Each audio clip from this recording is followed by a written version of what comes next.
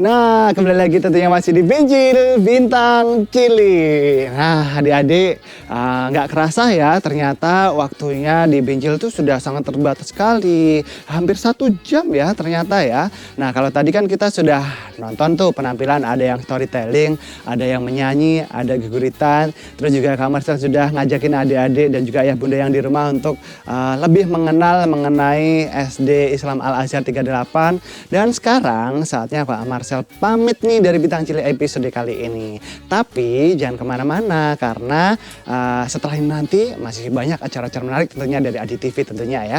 Dan sebagai penutup untuk Bintang Cilik hari ini akan ada nih yang membawakan storytelling lagi dengan tema fakta unik di balik peristiwa Sumpah Pemuda. Nah, ada apa aja fakta uniknya? Nah, kita akan ketahui bersama-sama ya. Dan sekaligus penampilan itu tadi akan membawa kita ke perjumpaan akhir. Dan Kak Marcel harus pamit nih dari Bintang Cilik episode kali ini. Seperti biasa, ada pesan dari Kak Marcel untuk adik-adik yang ada di rumah. Rajin-rajin belajar, pasti pintar. Sampai jumpa lain waktu adik-adik. Wassalamualaikum warahmatullahi wabarakatuh. Dadah. Beri hormat, beri salam. Assalamualaikum warahmatullahi wabarakatuh. Kue bakpia banyak rasanya. Teman-teman hebat, apa kabarnya? Semoga dalam keadaan sehat, baik, bahagia, dan berlimpah syukur ya. Senang sekali pada kesempatan kali ini saya Prita bisa membersamai teman-teman yang ada di rumah dengan acara yang keren dan spektakuler ini. Tentunya kami tidak hanya berdua saja ya, seperti yang pemirsa saksikan, kami dari Ekstrakurikuler Broadcasting SD Islam Azhar 38 Bantul. Sebelumnya lebih baik kita berkenalan satu persatu ya. Kami berdua Aira dan Prita sebagai MC, dilanjutkan oleh teman lain. Hai, aku Leika. Hai, aku Lola. Hai, aku Misha. Hai, aku Asya. Hai, aku Zaza. Hai, aku Linda. Hai, aku Satya. Hai, aku Saden. Hei, aku Kevin. Hai, aku Arja. Aku sekarang. Edisi Sumpah Pemuda kali ini kami akan memberikan informasi kepada pemirsa yang ada di rumah tentang fakta unik seputar Hari Sumpah Pemuda. Nah, pemirsa yang ada di rumah pasti penasaran kan apa saja fakta unik dan menarik di balik Hari Sumpah Pemuda. Awalnya tidak bernama Sumpah Pemuda. Rumusan yang ditulis sendiri oleh Muhammad Yamin itu tidak bernama Sumpah Pemuda, meski dibacakan pemuda saat itu. Rumusan tersebut tidak memiliki nama atau judul tertentu yang menggambarkan penyuarahan tersebut. Dan Sumpah Pemuda tetap didasarkan pada tanggal pembacaan Ikrar 28 Oktober dan kita peringati Hari Sumpah Pemuda hingga hari ini.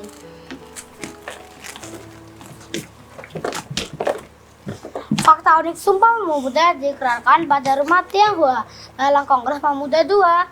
Peranan muda dan orang-orang muda Sumpah Pemuda milik Tionghoa memiliki peran yang cukup besar dalam Kongres Pemuda II.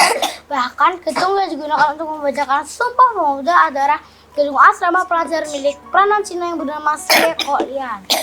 Gedung tersebut beralamatkan di Jalan Keramat Raya nomor 106 Jakarta Pusat. Sekarang gedung tersebut diabadikan untuk mempelajari pusat cagar budaya dan sejarah yang ada di dalam Sumpah Pemuda. Sekarang gedung tersebut ramai dikunjungi pengunjung untuk mempelajari sejarah yang ada di dalam Sumpah Pemuda.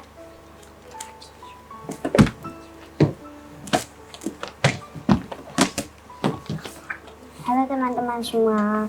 Wah, menarik kan fakta unik di balik Sumpah Pemuda. Yang selanjutnya masih ada lagi, yaitu lagu Indonesia Raya ciptaan W.R.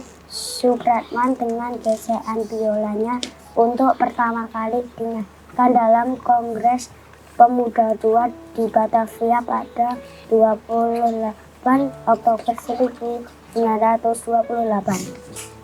Setelah selesai memainkan lagu Indonesia Raya yang sekarang menjadi lagu kebangsaan Indonesia, ternyata mengalami perubahan juga saat itu karena melalui banyak diskusi dan lainnya lagu Indonesia yang sekarang awal sebelumnya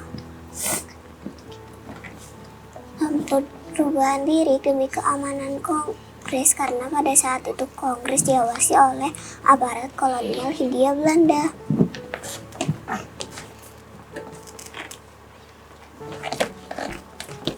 Fakta unik lainnya di balik Sumpah Pemuda adalah ada pemuda wanita yang juga ikut membantu lahirnya Sumpah Pemuda. Yaps, ternyata selama ini yang kita tahu partisipasi dalam Kongres Sumpah Pemuda itu hanya laki-laki saja. Faktanya ada wanita yang ikutlah membantu dalam Kongres Sumpah Pemuda tersebut. Namun, pemudi atau wanita yang ikut serta dalam Sumpah Pemuda tersebut dapat dikatakan hanya sedikit, berjumlah 6 saja dari total 82 pemuda laki-laki yang ikut serta dan tercatat secara resmi.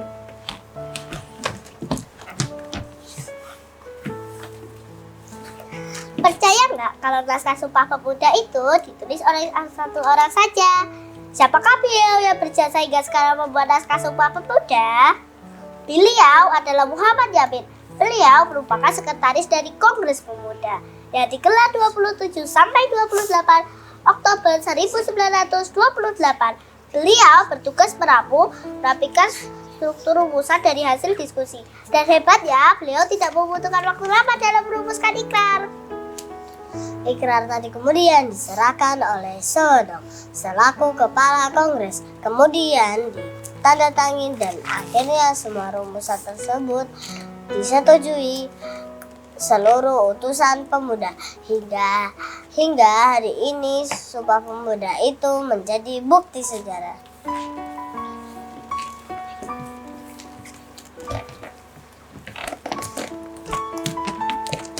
Itulah fakta menarik yang dapat kita ambil dari peristiwa Sumpah Pemuda. Oleh sebab itu, kita harus menanamkan sifat-sifat Sumpah Pemuda dengan semangat juang pemuda dalam menyatukan Indonesia agar terus menjadi negara yang lebih baik dan pemuda-pemudi bisa memberikan kontribusi untuk Indonesia.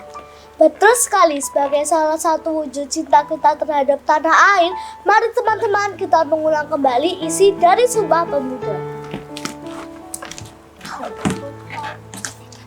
Kami putra dan putri Indonesia. Kami putra dan putri Indonesia. Mengaku bertumpah darah satu. Mengaku bertumpah darah satu. Tanah air Indonesia. Tanah air Indonesia. Kami putra dan putri Indonesia. Kami putra dan putri Indonesia. Mengaku berbangsa satu. Mengaku berbangsa satu. Bangsa Indonesia. Bangsa Indonesia.